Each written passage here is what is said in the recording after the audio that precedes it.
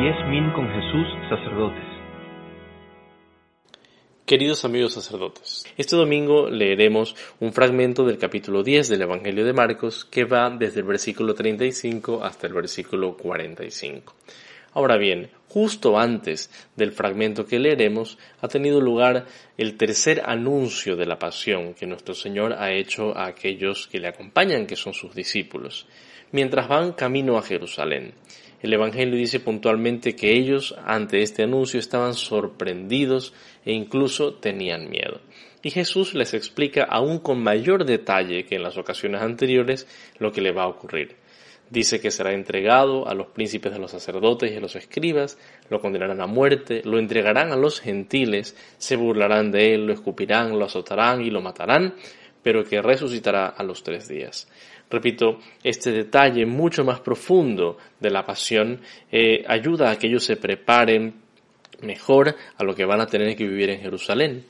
Pero como ocurre en las 2 ocasiones anteriores, los discípulos no quieren saber de este tema, les asusta, les preocupa, no lo asumen.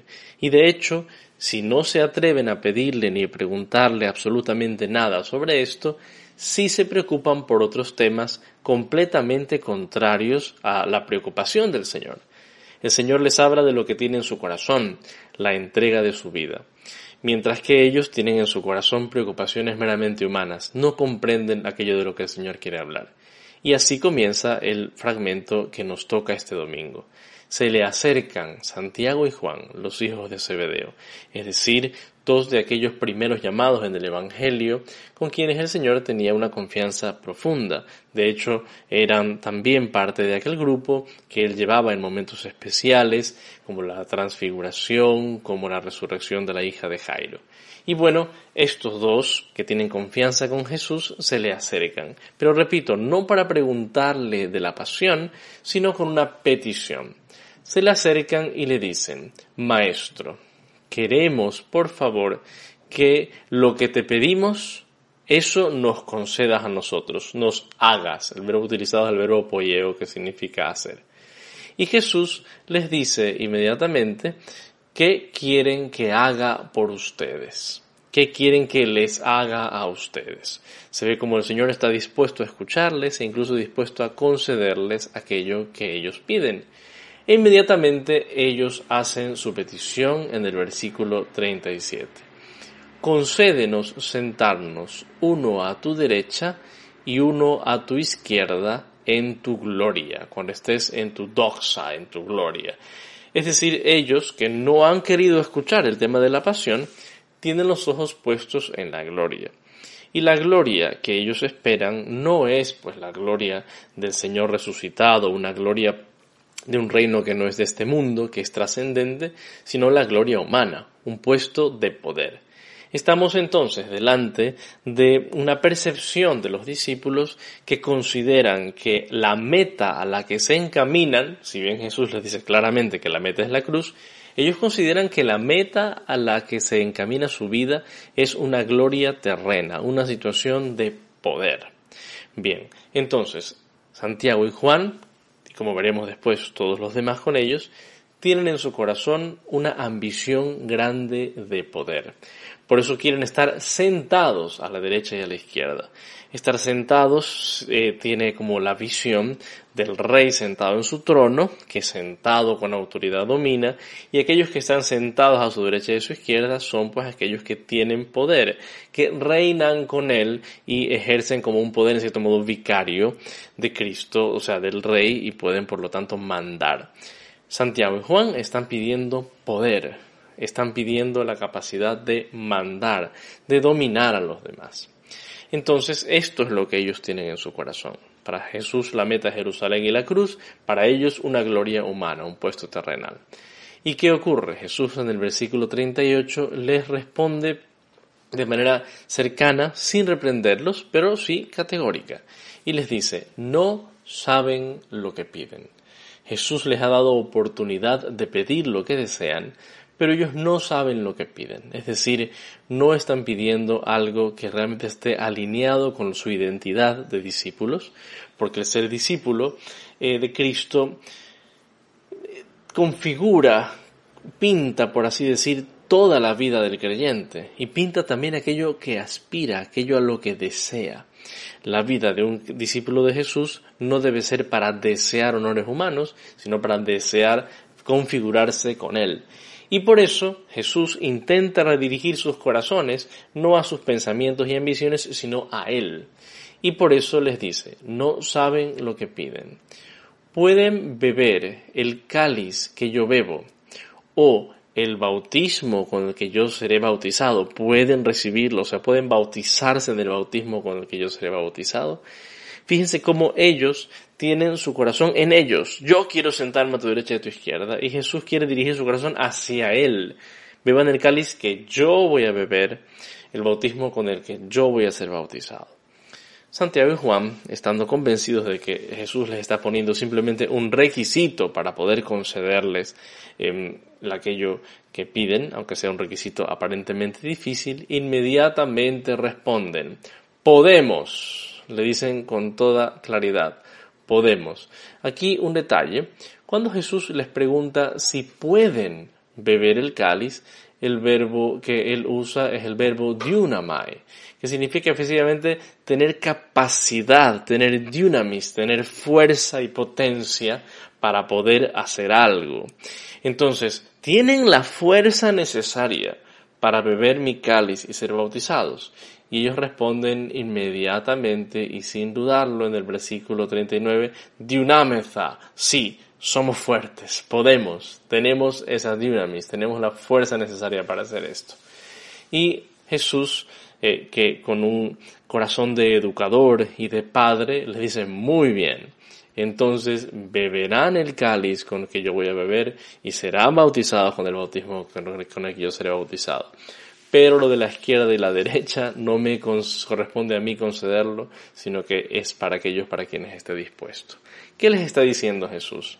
Ok, yo les voy a conceder lo que en realidad deben desear, lo que en realidad les corresponde ambicionar, que consiste en configurarse conmigo y por lo tanto beberán mi cáliz, participarán de mi bautismo, en una alusión, como he dicho, evidente a la pasión, pero ni piensen de esto de sentarse a la derecha y a la izquierda.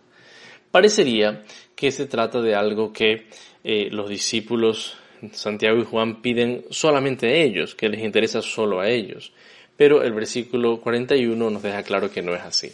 Porque los otros 10, al escuchar esto, comenzaron a indignarse, a enojarse contra Santiago y Juan. ¿Por qué se enojan? No se enojan porque ellos no han comprendido el mensaje de la pasión de Cristo. Se enojan porque cada uno de ellos está convencido de que a ellos les toca esto. Por eso se enojan, se indignan, se sienten pues traicionados por estos aprovechados que le han pedido primero a Jesús lo que todos le hubieran querido pedir. Y aquí viene la segunda parte del Evangelio. Una vez más, así como en el Evangelio que seguía al segundo anuncio de la pasión, en el capítulo 9, una vez más Jesús se sienta con ellos, los llama, en la versión, en el capítulo anterior se sentaba, pero ahora los llama con paciencia y les dice, les explica claramente aquello a lo que deben tender. Les dice, saben que los que aparecen como jefes de las naciones, los docuntes, el verbo doqueo, que significa tener una opinión, ser considerado, saben que los que aparecen como jefes de las naciones, recordando que todo poder le pertenece realmente a Dios, ellos, los que aparecen como jefes de las naciones, los oprimen y los poderosos los avasallan. Las palabras utilizadas aquí son bien interesantes.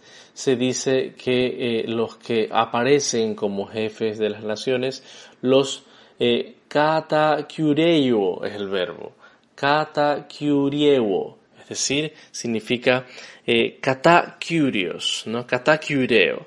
El que reina, el que domina es el Kyrios, el Señor, pero el que kata es el que pone por debajo a los que están, a los que son sus súbditos. O sea, en otras palabras, los oprimen, los aplastan en un cierto modo, ¿verdad? Los que son, parecen poderosos en las naciones, los aplastan. no les consideran, no les dan su dignidad, se consideran superiores y dominan desde arriba, ¿no? En ese sentido, el Señor Jesús es el que domina con nosotros, el que reina entre nosotros, aun siendo increíblemente trascendente. Pues los jefes de las naciones muchas veces dominan desde arriba, oprimen, avasallan. Y los grandes, los megaloi, y otra vez imponen su autoridad, sería la traducción mejor a esto, ¿verdad? Imponen su autoridad. Katexousiazo. Es el verbo utilizado aquí, de kata, nuevamente, poner por debajo, y exousian. O sea, imponen una autoridad muchas veces ilegítima, aunque no manden mandamientos correctos, imponen esa autoridad. Bueno, es evidente que estos dos verbos, ¿no? Dominar aplastando e imponer la autoridad, se pueden aplicar ciertamente a los gobernantes de las naciones en tiempo de Cristo y a los gobernantes de las naciones de nuestro tiempo, que quieren avasallar imponiendo muchas veces sus opiniones personales o las opiniones del mercado, poniendo pues bajo su autoridad cosas que no están bajo la autoridad de Dios, sin defender la familia, la vida, sin defender a los más pobres, a los oprimidos, sino defendiendo simplemente al final del día leyes de mercado. Entonces, esto es lo que hacen los líderes de las naciones, esto es a lo que aspiraban Santiago y Juan, y Jesús les dice, no debe ser así entre ustedes, versículo 43. Más bien, y aquí se reconecta con el anuncio anterior, el que quiere llegar a ser grande entre ustedes, que sea de ustedes el servidor, el diáconos. Si alguien quiere ser grande, recuerde que la grandeza está en servir. Y eso es un estilo cristiano y eso es una novedad cristiana, incluso sobre el hecho de ejercer la autoridad. Aquel que ejerce autoridad debe servir, debe ser el que se pone a disposición de todos los demás. Y sigue el versículo 44, y quien entre ustedes quiera ser primero, el que quiere ser el protos, el primero, que se haga de todos esclavo. Nuevamente la paradoja cristiana, ¿no? Si alguien quiere tener importancia real y verdadera, si quiere ser primero, tiene que hacerse siervo. Pero aquí hay una novedad con respecto al anuncio del capítulo anterior. Jesús da la motivación última, la más importante, por la que debemos ser diáconos y dulos, servidores y siervos y esclavos. Jesús dice que esta motivación es la siguiente. Porque, o así como el Hijo del Hombre, que no ha venido a ser servido, sino a servir, y a dar su vida en la redención por muchos. Entonces, ¿cuál es la motivación última para realmente vivir de esta manera? Cristo. Nuevamente Jesús quiere reconducir el corazón de los discípulos de las vanaglorias, de la ambición de poder, de la ambición del propio yo, hacia el querer configurarse con Cristo. ¿A qué están llamados entonces? A ser como el Hijo del Hombre. ¿Y qué es lo propio del Hijo del Hombre? Él no ha venido a ser servido, el verbo diaconeo en pasivo, ser servido, sino a diaconesai, a servir, a entregarse, a ser aquel que se da por todos.